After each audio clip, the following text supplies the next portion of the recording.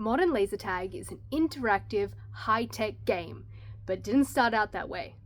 The development of infrared technology in the late 1970s allowed for the earliest versions of what is now known as laser tag to pop up across the world. Hi, I'm Zabrin, and this is the story of laser tag.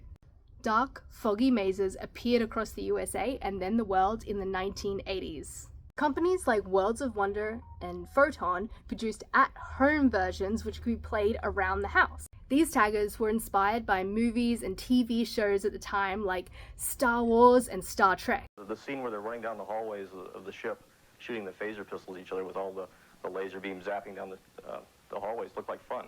That's the same game I used to play as a kid, hour after hour. The game would always degenerate when I'd say, I got you, and the other kid would say, no, I got you first, and there'd be an argument and the game would end. And I thought, well, we need to put this in some sort of a context and get rules and keep score. But the game had some significant drawbacks. The phaser works on infrared light, and it tells you how you're doing by the sounds it makes. If you shoot and miss, it sounds like that. If you hit someone on the other team, it sounds like that, and you get 10 points. If you screw up and hit someone on your own team, it sounds like that, and you lose 30 points. And if you thought I didn't have props for this, I do. So this is a helmet from way back when. It's very delicate now, and a little tagger. So the problem with this whole system is that this sensor here, not integrated with the tagger whatsoever. One thing you could do is actually get yourself, which was not very fun, but also it did mean that when you were out, you could still tag them. These taggers also didn't work outside. Any games that you wanted to play with these either needed to be done indoors or at night. One thing that you really needed was referees to monitor everything that was happening to make sure that the game was running smoothly. This comes across in adverts from the time.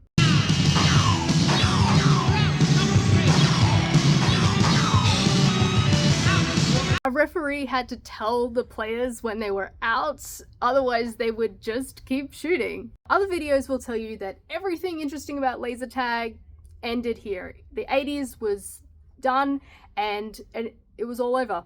That's not quite true. Yes, companies like Photon and Worlds of Wonder eventually went bust, but they were not the only people on the market. More people were joining and innovating off the products and the technology. In the late 1990s, a technological advancement changed the face of laser tag forever. Advancements in optoelectronics finally meant that laser tag sensors could actually filter out direct sunlight. This was revolutionary. No longer was the game of laser tag confined to a dark, foggy maze. Battlefield Sports was one of the first companies in the world to jump onto this new technology, with taggers a little bit like this one. Their local brand, Laser Skirmish, opened its doors, figuratively speaking, in the North Queensland town of Cairns. Form skirmish line in advance.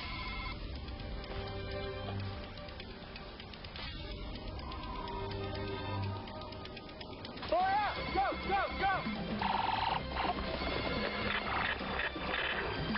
Hold the line! Retreat! We got it! Yeah! Lasertag.com.au. Extreme action. Unlike a lot of the laser tag brands from the decades before, Battlefield Sports left behind the bulky vests, introduced sleek head sensors that could be attached to headbands or hats. One of the big issues with old-style laser tag vests is that players could actually observe the enemy without actually exposing themselves to fire, so they could look around who's there and not get tagged. But when your sensor is on your head, you can't look around the wall without actually risking getting blasted. A final sensor was placed on the tagger itself, which meant that they couldn't just hold it around the side of the wall and blast away as much as they wanted to without getting tagged. They risked exposure there as well. Here's some footage you won't see anywhere else of Battlefield Sports testing their new sensors in direct sunlight. As you can see, these are very lightweight and they're mounted directly onto a hat.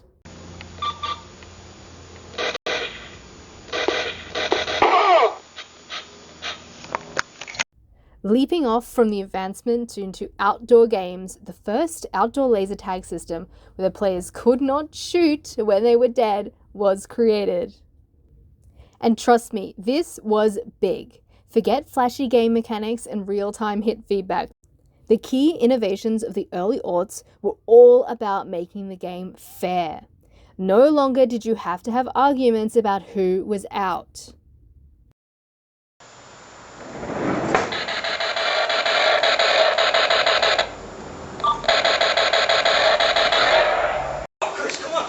Shoot.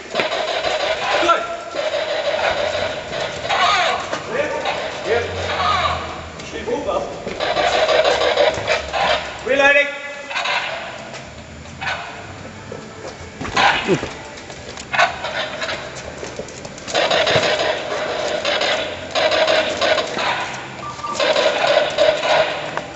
Mid-aughts, another key advancement was introduced to the game of laser tag. This was an easy way to respawn players. Before that, in the 1990s, to respawn a player, you often had to press a button. Sometimes these were very hidden and very hard to find to prevent cheating. Though, of course, once a player knew where the button was, there wasn't really much of a preventative. For example, on a helmet like this one, you would actually have to take off the helmet and press a button inside the helmet. In 2004, the referee's tagger was developed. And all they had to do was basically the referee would have a specialized tagger and they'd aim it at the player that they're trying to respawn, pull the trigger, infrared beam goes out, and that player is now respawned. This was still fairly bare bones, however, because the actual referee, they had to count how many times they'd done a respawn. Sometimes they'd track that with a little clicker, or they would track it on a piece of paper, just making tally marks. Still, this was a massive improvement, and it allowed for a lot more fairness, as well as way more players. The advantage of a ref tagger is that players still have to come back to their starting point to get respawned. This allows gamers to actually push back the enemy and gain some ground. It gives the game flow. Some old school laser tag companies went with a different option with their vests, and basically what would happen is that people would just have to wait a little while and then they'd be back in the game. But that means that players can just go behind someone while they're dead in the game, and suddenly the enemy's firing you from behind, and you cut out so many different game options with that mode. The referee tagger reigned supreme in laser tag until the introduction of the medic box, which I'll tell you about in a little bit. After the success of their first products, Battlefield Sports continued to innovate. Their new models featured a radio system that used a low baud rate. This choice meant the communication between the taggers wasn't nearly as battery draining or as short range as the products made previously. Interestingly enough, plenty of laser tag companies have tried to bring Wi-Fi into the mix and found it unreliable at long distance and super battery draining. Here's a few clips from the time.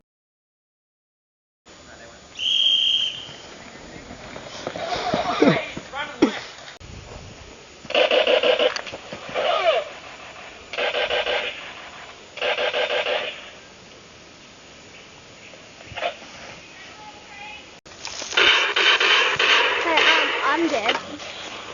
Dead! Zeus is coming up this side. Come up this side. Turn around. Turn around. Turn around. Right, turn around. Turn around.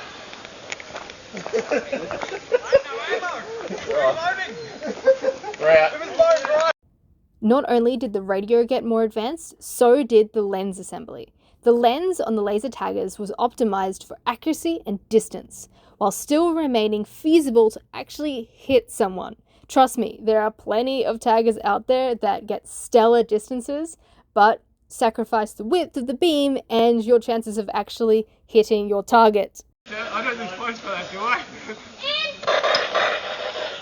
Right hand side, free out, right hand side.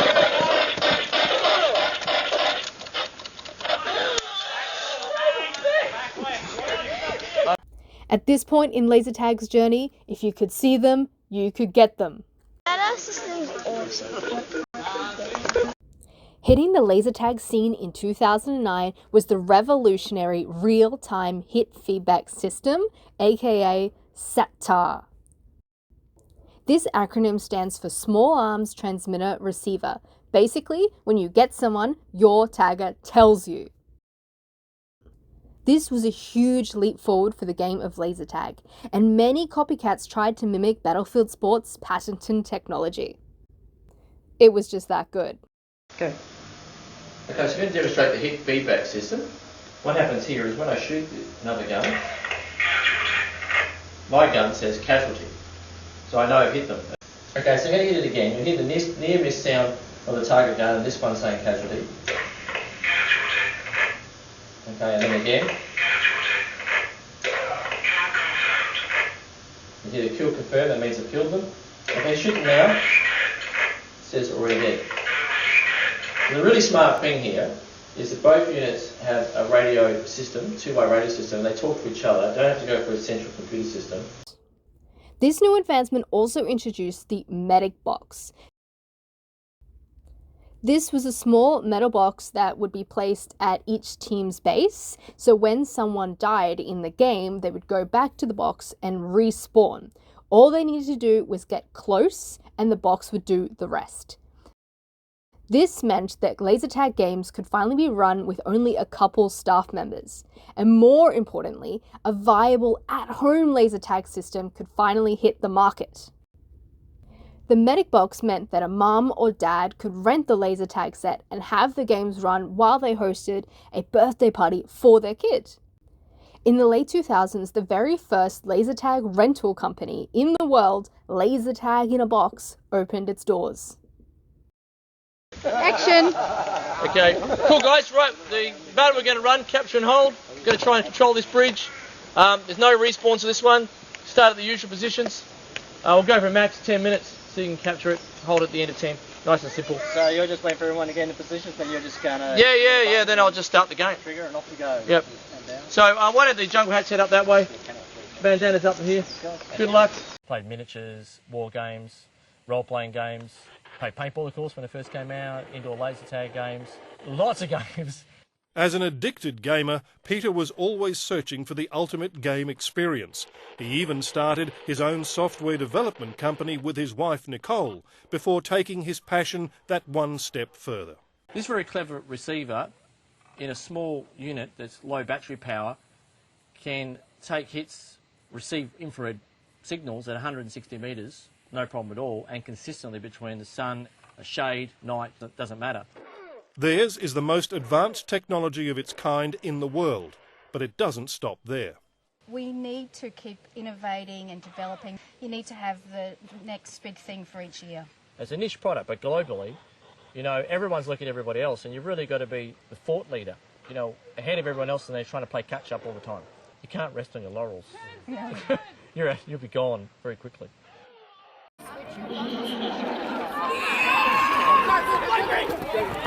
Ever wanted to play in a game with over 200 people fighting all at once across a massive stretch of bushland and know exactly what's happening in the game? Well, in 2017, that became possible. In 2017, Battlefield Sports launched their third generation SATAR technology. One of the key features of this new generation of laser tag tech was the in-game phrases and announcements. So what do I mean by that? Well, here's a clip of the phrases in action. Yes. All teams, follow me. Move out.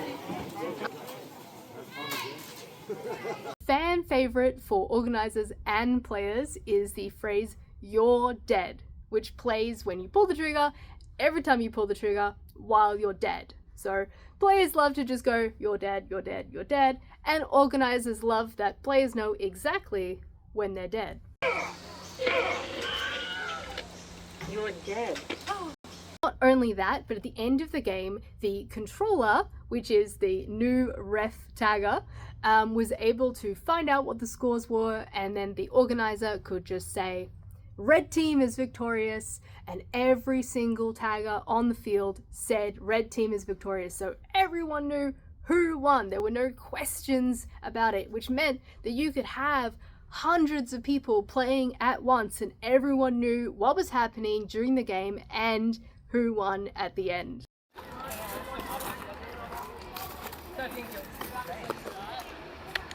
Red team is victorious. Other phrases like change ends and drinks break also meant events with hundreds of people at once needed only a few staff to run. Like, wow, laser tag has come a long way since the 80s. The modern game is jam-packed with features. Gamers dive into live video game experiences with a myriad of themes, complete with their own sound effects, weapon emulations, and mission objectives. One of the biggest features of modern laser tag are the in-game upgrades. Players start with a so-so weapon emulation like a pistol, but by getting close to a supply crate, they can upgrade their weapon to a minigun, or a sniper, or even a grenade launcher which deals splash damage.